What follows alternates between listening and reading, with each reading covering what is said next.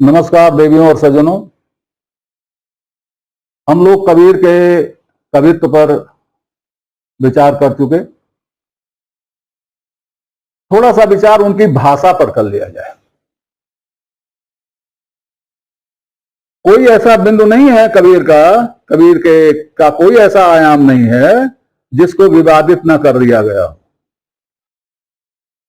उनकी भाषा भी विवादित है और एक शब्द बड़ा प्रचलित है कबीर की भाषा के लिए। वो है कबीर की भाषा पंचमेल खिचड़ी है। बड़े आराम से कह दिया जाता है कबीर की भाषा पंचमेल खिचड़ी है। बड़े आराम से कह दिया जाता है कबीर की भाषा कठिन है। बड़े आराम से कह दिया जाता है कि कबीर की भाषा सधुक्कड़ी है। ये सधुक्कड़ी क्या होता है? सधुक्कड़ी का मतलब साधुओं की भाषा। यही तो समझा जाएगा सधुक्कड़ी का मतलब कबीर की भाषा साहित्य की भाषा नहीं है। साहित्य होता क्या है और साधु क्या होता है? साधु का तो रोम रोम समाज के लिए होता है। साधु का वेश भी समाज के लिए होता है। साधु कुछ करे चाहे ना करे, वो केवल वेश ही धारण किया रहे, तब भी वह समाज के लिए कुछ होता है। समाज के कल्याण के लिए वह करता है। तो अगर भाषा है, सधुक्कड़ी है, तो साहित्यिक क्यों नहीं है? हमारे इतने ऋषि मुनि हुए, वो साधु नहीं थे क्या? वो साधक नहीं थे क्या? साधु कहते किसको? साधक को कहते हैं। वो साधक नहीं थे क्या? तो उनकी भाषा सब सधुक्कड़ी हो गई। सधुक्कड़ी भाषा है, टंट घंट वाली भाषा है। ये लोगों ने तरह तरह के शब्द ईजाद कर लिए हैं मुंह बिचकाने के लिए। पंचमेल खिचड़ी है। पंचमेल खिचड़ी क्या होती है? खिचड़ी होती क्या है? खिचड़ी होती है जिसमें कई जिन्स एक साथ मिला दिए जाएं तो वो खिचड़ी हो जाती है। अगर चावल अलग है, दाल अलग है, एक ही सुपेले में रखे हुए हैं, तो वो तो खिचड़ी नहीं हुई। खिचड़ी तो तब हुई जब दोनों मिला दिए जाएं। देखना चाहिए कि कबीर की भाषा क्या मिली हुई भाषा है। यहां फिर वही बात आती है। कबीर का एक पद देखिए और यह पता लगाने की कोशिश कीजिए कि वह कहां कहा गया है, किसके बीच कहा गया है। तो आपको पता चलेगा कि उस पद में वही भाषा है जो वहां की भाषा है। दूसरे पद में दूसरी जगह की भाषा है, तीसरे पद में तीसरी जगह की भाषा है। तो एक पद जब दूसरे में मिल नहीं रहा तो खिचड़ी कैसे हो गया? एक ही पद में अवधि भी हो, एक ही पद में ब्रज भी हो, एक ही पद में पूर्वी भी हो, तो खिचड़ी मान लिया। कोई ऐसा पद दिखाओ भाई जिसमें गुजराती भी हो, अवधी भी हो, मैथिली भी हो, खड़ी बोली भी हो। दिखाओ एक एक पद में सभी भाषाएं। नहीं दिखा सकते। तो जब नहीं दिखा सकते तो पंचमेल कैसे हो गई? कोई कवि अंग्रेजी में भी कविता लिखता है, हिंदी में भी कविता लिखता है, रसियन में भी कविता लिखता है, चाइनीज में भी कविता लिखता है, राहुल संकृतायन है, 36 भाषाओं में लिखता है, तो उसकी भाषा पंचमेल खिचड़ी हो गई क्या? ये कहां की परिभाषा है भाई? ये परिभाषा तो कम से कम हमारी समझ में नहीं आती। हाँ, एक ही पद में कई भाषाएं हो तो पंचमेल खिचड़ी हो गई। और मैं कहता हूं, चुनौती देता हूं, कोई ऐसा पद दिखाओ।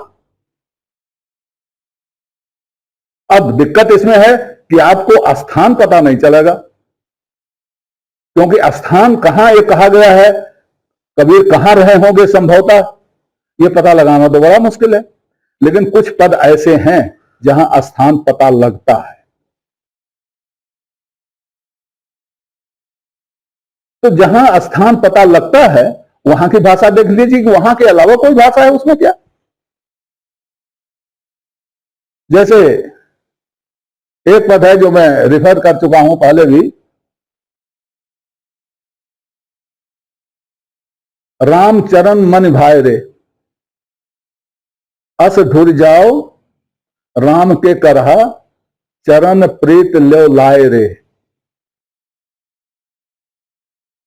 इसमें इस पद में एक लाइन है, बजर परे इह मथुरा नगरी, कान पियासा जाई रे। इह मथुरा नगरी, इह जब इह कह रहे हैं इसका मतलब कि इस, तो इसका मतलब यह पद वहां कहा गया जब वो मथुरा या मथुरा के आसपास थे। तो मथुरा के आसपास जब थे तो जो भाषा प्रयोग की गई वह ऐसी भाषा थी जो मथुरा वालों की समझ में आए। अब इसमें कहां कहां खिचड़ी हो गई। अगर वो गुजरात में है और कोई पद कह रहे हैं जिसमें गुजराती भाषा के शब्द हैं दो चार, तो खिचड़ी कैसे हो गई। वो तो अलग पद हो गया, गुजरात में कहा गया पद हो गया, इंडिपेंडेंट पद है वो।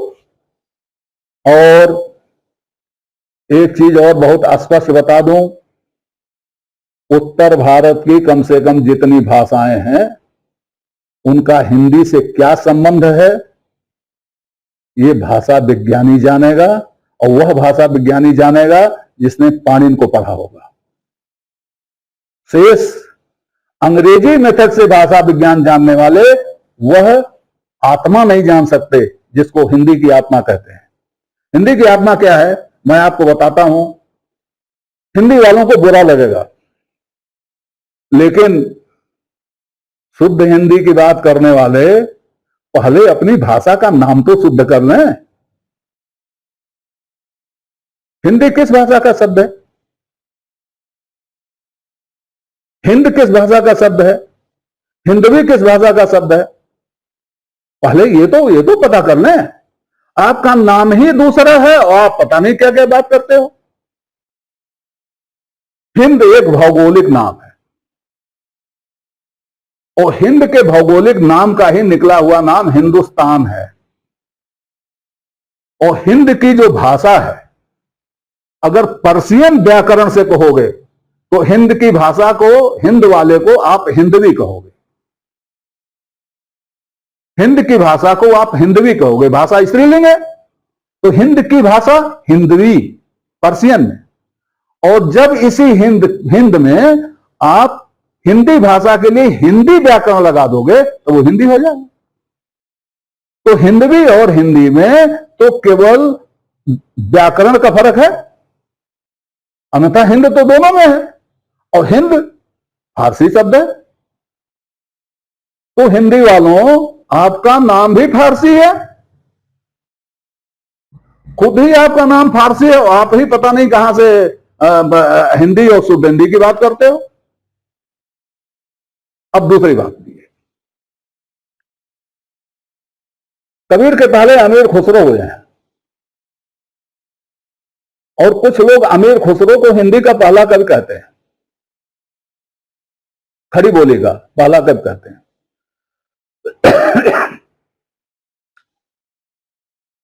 यहां के साहित्य में उनका कितना योगदान है, भाषा में कितना योगदान है, ये यहां बताने के लिए अवकाश नहीं है।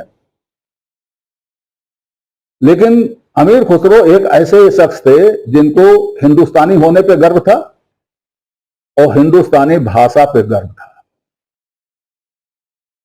उन्होंने हिंदुस्तानी भाषाएं बताई हैं,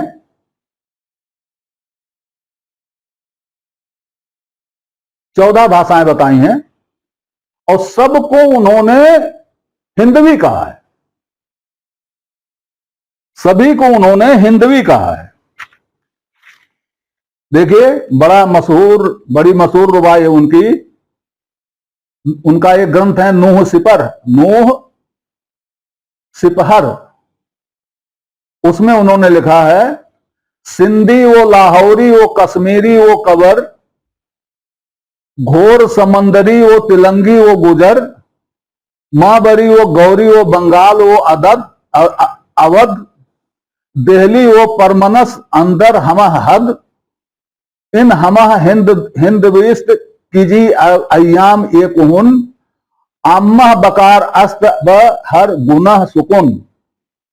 अर्थात सिंधी, लाहौरी, कश्मीरी, कबर, घोर समंदरी, तेलंगी, गुजर, मवरी, गौरी, बंगाल, अवध, दिल्ली और उसके इर्द गिर्द की ये सभी भाषाएं हिंदवी हैं और पुराने जमाने से हर तरह की अभिव्यक्ति के लिए जनसाधारण के काम आती हैं। अब इसमें उस समय के हिंदुस्तान की सारी भाषाएं गई और सबको अमीर खुसरो ने सबको हिंदवी कहा। हिंदी व्याकरण के अनुसार सब हिंदी हुई, सब हिंदुस्तान की हुई, लेकिन हमने अपनी संकीर्णता के कारण हिंदी को केवल उत्तर भारत में समेट दिया और बाकी भाषाओं को हमने हिंदी से अलग कर दिया। कितना बड़ा धोखा हमारी भाषाओं के साथ हो रहा है, कितना बड़ा धोखा हमारी तमिल के साथ हो रहा है, तेलुगु के साथ हो गया, कन्नड़ के साथ हो रहा है। क्या वो हिंदवी नहीं है? वो भी हिंदवी है, वो भी हमारे हिंदुस्तान की भाषा है। यह इसी तरह के वर्गीकरण का परिणाम है कि हम कहते हैं पंचमेल खिचड़ी है। क्या पंचमेल खिचड़ी है? अगर हिंदी भाषा गुजरात वाला समझ लेता है और गुजरात वाली भाषा हम समझ लेते हैं तो क्या पंचमेल खिचड़ी है? क्या बैरियर दीवार बांध रखी है? ये बैरियर, ये दीवारें बेकार की बातें हैं।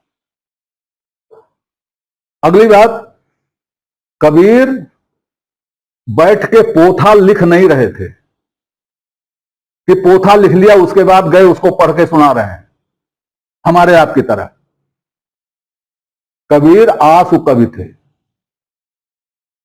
वो जाते थे, प्रवचन करते रहे होंगे और सुना देते रहे होंगे, लोग लिख लेते थे। तो प्रवचन वो करेंगे, प्रवचन के दौरान वो भजन सुनाएंगे, प्रवचन के दौरान वो साखी कहेंगे, प्रवचन के दौरान वो चौपाइयां कहेंगे, तो किस भाषा में कहेंगे? उसी भाषा में कहेंगे ना जो लोगों के सामने बोली जा रही है। एक दूसरा, जो लोग बोल रहे हैं उनके सामने वो गुजरात में है तो गुजराती ही भाषा बोलेंगे ना, गुजराती के शब्द होंगे, अपनी भाषा होगी, भाषा तो अपनी होगी। क्यों? ऐसा नहीं है कि कबीर जब गुजरात में जाते थे गुजराती पढ़ लेते थे, पंजाब में जाते थे पंजाबी पढ़ लेते थे, ऐसा नहीं है। कुछ दो चार शब्द जो वहां प्रचलित होते थे वो जान लेते थे और उनको अपने भाषा में समाहित करके अपने भाषा का व्याकरण लगा के उसको कह देते थे। अब एक और बात पर विचार कीजिए, स्टेशन अंग्रेजी शब्द है, स्टेशनों कौन सा शब्द है? स्टेशन अंग्रेजी शब्द है, स्टेशनों कौन सा शब्द है? पावर हाउसों कौन सा शब्द है? अब इसमें यह शब्द अंग्रेजी का है स्टेशन, लेकिन इसमें हमने अपना व्याकरण लगा दिया हिंदी वाला, स्टेशनों, अब ये हिंदी हो गया। इसी तरह से भाषा बढ़ती है और इसी तरह से भाषा बढ़ाया जाता है, इसी तरह से संप्रेषणीयता बढ़ती है, अन्यथा बंद रहो दरवाजों में। अब अंग्रेजी डिक्शनरी में आप देखें तो आपको शब्द मिलेगा लोटा, LOTAH, लोटा। तो लोटा तो अंग्रेजी का शब्द है उनके अनुसार, हमारे अनुसार लोटा हिंदी का शब्द है। छीन लो उनसे, आप नहीं छीन सकते। पालकी उन्होंने अडॉप्ट कर लिया, आप नहीं छीन सकते। तो कहने का मतलब यह है कि शब्द कहीं के हों, अगर वो हमारी समझ में आ गए और मैंने उनमें अपना व्याकरण लगा दिया तो हमारा शब्द हो गया। तो जब हमारा शब्द हो गया, पूर्वी भाषा में कबीर ने पूर्वी भाषा का व्याकरण लगा दिया गुजराती शब्द पर, तो गुजराती नहीं रह गया, वो पूर्वी भाषा हो गई। अब एक चीज और कही जाती है धड़ल्ले से, कबीर की भाषा पूर्वी थी क्योंकि उन्होंने कहा था बोली हमारी पूर्वी, हमें लखे नहीं कोई। अरे भाई वहां पूरब का मतलब पूर्वी का मतलब पूरब वाला नहीं है। वहां पूर्वी का मतलब है कि हमारी भाषा ज्ञान की है। पूरब दिशा हंस गति होई, पूरब दिशा हरि को भाषा।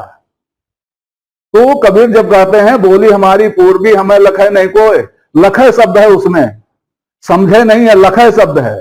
कबीर कहते हैं कि मेरी बोली पूर्वी है, ज्ञान की बोली है, हंस की बोली है, जिसको कोई लखता नहीं है। बोली नहीं लगता, सुन तो लेता है, खुश हो जाता है, लेकिन लखता नहीं है। और हमें लखेगा सोई जना जो धुर पूरब का हो। धुर पूरब क्या है? बंगाल, आसाम, क्या है धुर पूरब? धुर पूरब चले जाओगे तो अमेरिका तक धुर पूरब हो जाएगा। तो धुर पूरब का अर्थ यहां पे दिशा नहीं है, धुर पूरब का अर्थ यहां पर है ज्ञान। जो पक्का ज्ञानी होगा वो मेरी भाषा समझेगा। तो कबीर की भाषा क्या है? कबीर की भाषा हिंदुस्तानी है, और यह पंचमेल खिचड़ी नहीं है, प्योर हिंदुस्तानी भाषा है। हम लोगों से अच्छे तो फिल्म वाले हैं जो अपनी सेंसर बोर्ड की सर्टिफिकेट पर भाषा को हिंदुस्तानी लिखते हैं। सारा झमेला खत्म हिंदुस्तानी लिखने में से। तो कबीर की भाषा हिंदुस्तानी है।